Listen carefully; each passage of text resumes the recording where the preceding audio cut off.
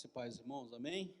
Abramos nossas Bíblias, um texto que está em segunda carta a Timóteo, capítulo de número 4. Segunda carta a Timóteo, capítulo de número 4, para a nossa meditação essa noite.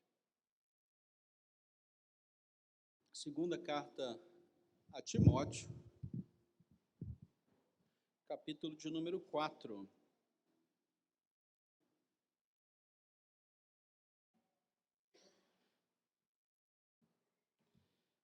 Verso 17 e verso 17 e verso 18. Segunda carta de Timóteo, capítulo 4, verso 17 e verso 18. Diz a palavra de Deus: Mas o Senhor me assistiu e me revestiu de forças, para que, por meu intermédio, a pregação fosse plenamente cumprida, e todos os gentios a ouvissem. E fui libertado da boca do leão. O Senhor me livrará também de toda obra maligna e me levará salvo para o seu reino celestial. A ele glória pelos séculos dos séculos. Amém. Meu Deus, obrigado pela tua palavra, podemos abri-la nessa noite, meditar nela. Obrigado pela alegria que temos, Senhor Deus, de tê-la conosco nesse tempo que vamos passar aqui na terra.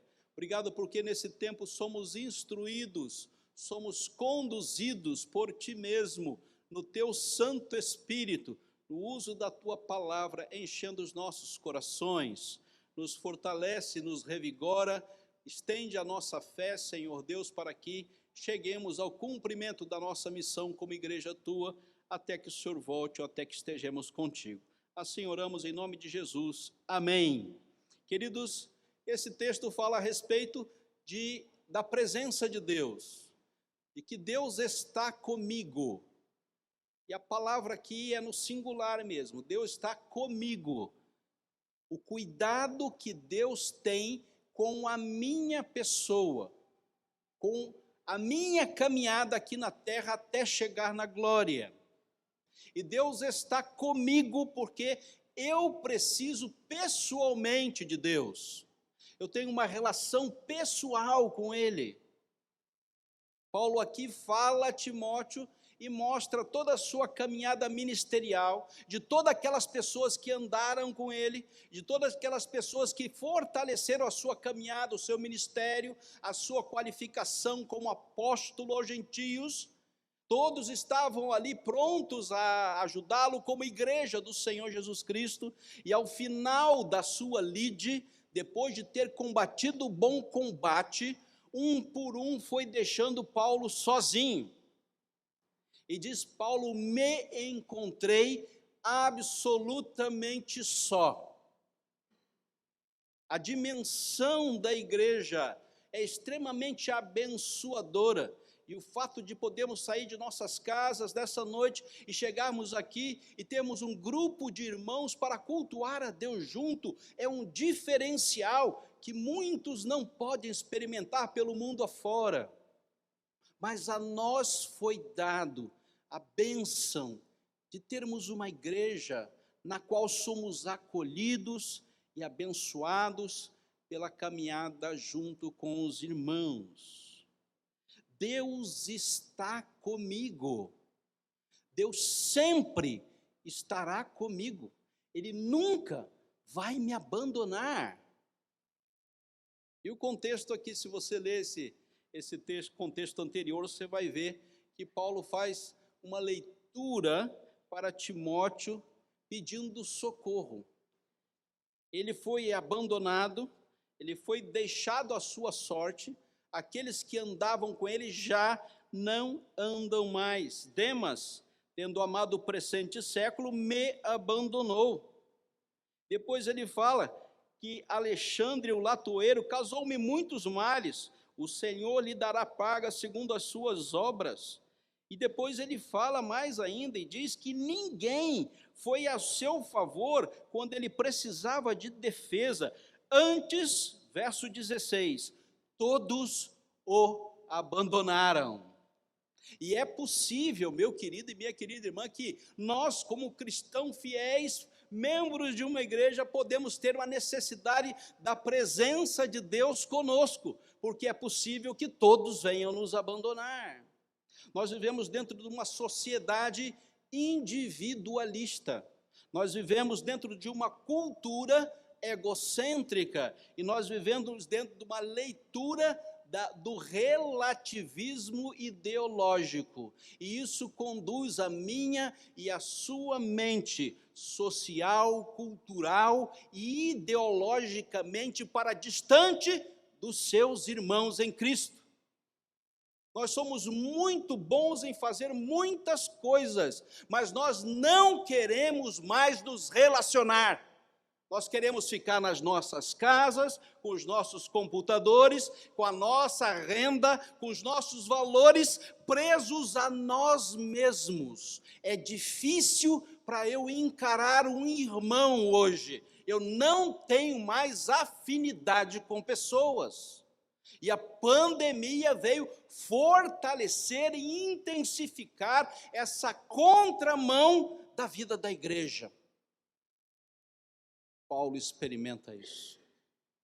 Ele diz: um amou o presente século, outro começou a inventar mentiras a respeito da palavra de Deus, e outro ainda, e todos os outros me abandonaram quando eu fui para o tribunal. Ele não está falando de pessoas sem Cristo, ele está falando de irmãos em Cristo. Pessoas que se deixaram levar pelo secularismo, pela cultura vigente e pela ideologia relativizada. Pastor, mas isso escandaliza a gente? Pois é, para escandalizar mesmo. Porque essa experiência que Paulo passou, nós também podemos passar. Quando você mais precisar dos seus irmãos, eles não estarão lá. Mas Deus tinha um grande objetivo nesta solidão de Paulo. Deus tinha um grande objetivo. E o que o cristão deve fazer quando ele tem que enfrentar esse contexto miserável da capacidade humana de destruir relacionamentos? Qual deve ser a sua atitude? Puxa, meu irmão, nunca mais conversamos. Puxa, você nunca mais ligou para mim, ou mandou um WhatsApp, né? Puxa, nós éramos tão amigos, tão próximos, e agora estamos tão distantes. O que está acontecendo, né? O que você deve fazer como um bom cristão? Qual deve ser a sua caminhada? Qual deve ser a sua capacidade de continuar cristão, mesmo vendo atitudes individualistas, egocêntricas e idealizadoras de relativismos? Qual deve ser a atitude do cristão? E o texto aqui, ele vai chegar no texto que lemos, né? A partir do verso de número 17. Se você não grifou ainda, você devia grifar. Lá está escrito: mais Deus. Eu quero que você grife isso na sua mente. Você precisa de Deus. Você não precisa de mais ninguém. Se tiver, é muito bom. Se não tiver, Deus está lá. E para você viver da continuidade desse século para frente, você vai ter que crescer nisso. Você vai precisar ver mais Deus na sua vida. Porque mais e mais o mundo não vai melhorar. E preste atenção, a igreja também não vai melhorar.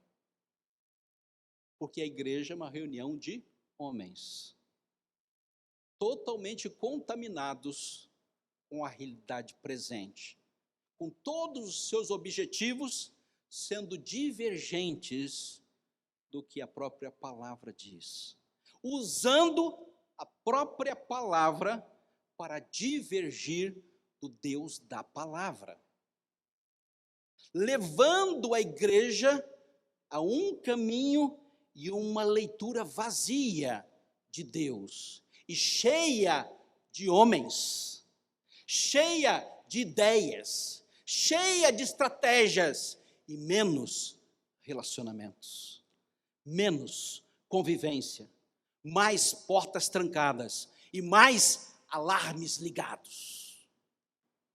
Pois bem, a igreja de Cristo Jesus está na contramão de tudo isso. E Paulo diz, mais Deus. Veja que um apostatou, outro foi o promotor de heresias, outro deixou ele na mão na hora que ele mais precisava, e todos, na hora da briga, saíram correndo. Ele não está falando de um, ele não está falando de dois, ele está falando de todos. Ele ficou sozinho na hora que ele mais precisava. O que aconteceu? Mais Deus. Deus se apresentou. Deus se revelou. Deus se mostrou presente na vida do apóstolo na hora que ele mais necessitava. Portanto, Deus perfeitamente nos assiste de forma divina. Deus sempre vai nos assistir de uma forma divina. Diz lá o texto do verso de número 17, não é? Mas o Senhor me assistiu e me revestiu de forças. Em primeiro lugar, Deus está comigo porque Ele me fortalece. Ele traz o fortalecimento necessário para a minha caminhada aqui na terra. Meus queridos, não precisamos de nada e mais ninguém. Sede fortalecidos no Senhor e na força do seu poder. Efésios 6, verso 10. E você não precisa de nenhuma outra força.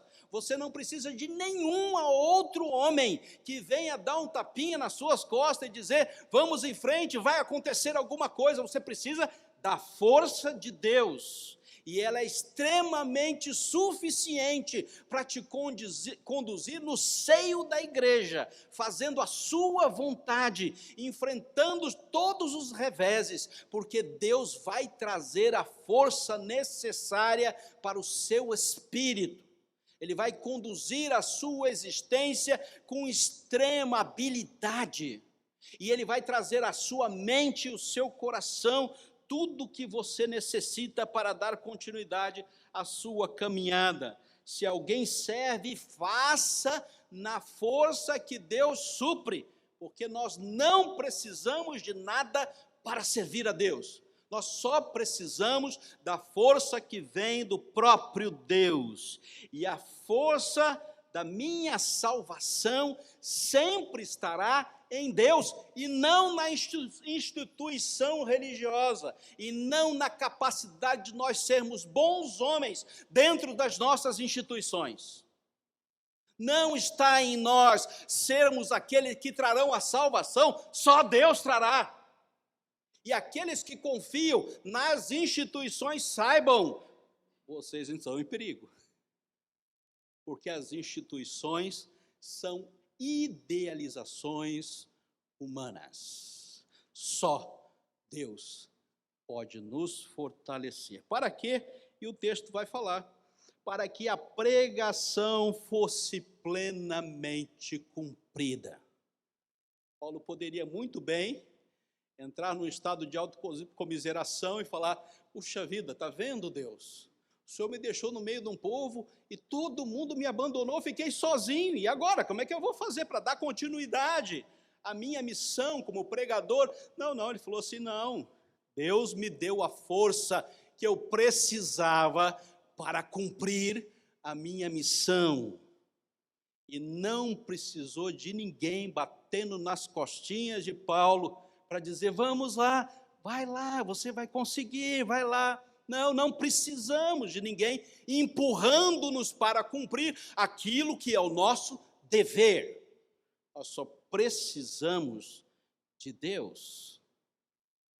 Segundo lugar, Deus também é o Deus da libertação. O Senhor me livrará também de toda obra maligna. Que coisa, que verso maravilhoso, né? Paulo está caminhando para a sua morte.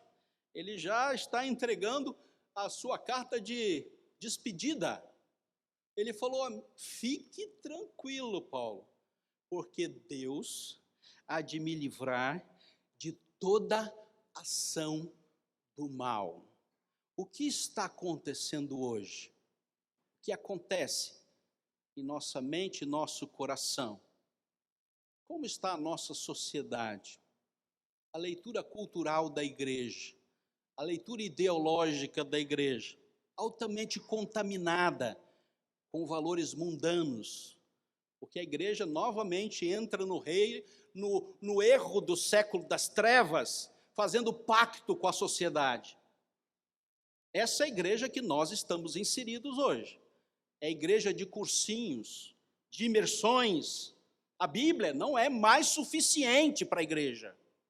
Nós precisamos de algo mais, e algo que os homens possam trazer para nós, para que nós possamos estar com as nossas mentes plenamente ativas. Pois bem, esse é um belo caminho para Satanás conduzir a nossa caminhada como cristãos. Quanto mais homem, mais mal. Quanto mais Deus, mais salvação. Quanto mais confiarmos nos homens, mais vamos ter dificuldades para caminhar.